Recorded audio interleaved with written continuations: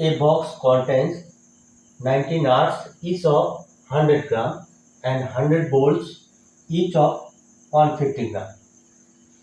If the entire box weighs 35.5 kg, then find the weight of the empty box.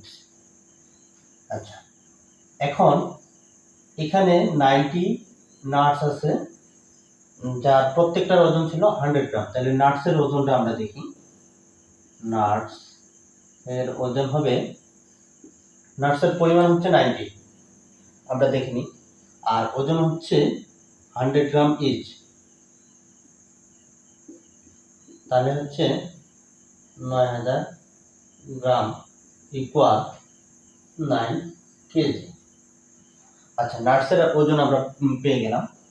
এরপরে দেখি Bolts. বোল্টসের ওজন, Bolts হচ্ছে 100টি, প্রত্যেকটা বোল্টসের ওজন হচ্ছে 150 গ্রাম। তাহলে এটা হবে 15000 গ্রাম ইকুয়াল 15 কেজি। আচ্ছা, প্রথমে পেলাম নাটসের ওজন আর পরবর্তীতে পাচ্ছি বোল্টসের ওজন। তাহলে টোটাল ওজন দাঁড়াচ্ছে 24 কেজি। নাটস এবং বোল্টসের ওজন হচ্ছে 24 কেজি, আর টোটাল ওয়েটটা ছিল 35.5 কেজি। এটা হচ্ছে টোটাল বক্সের ওজন।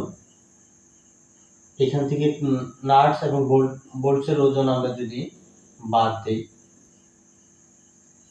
তাহলে আমার থাকে কত? 11.5 কেজি। এই 11.5 কেজি এটা হচ্ছে আমার এমটি, শুধুমাত্র খালি বক্সটার ওজন হবে আমার 11.5 কেজি।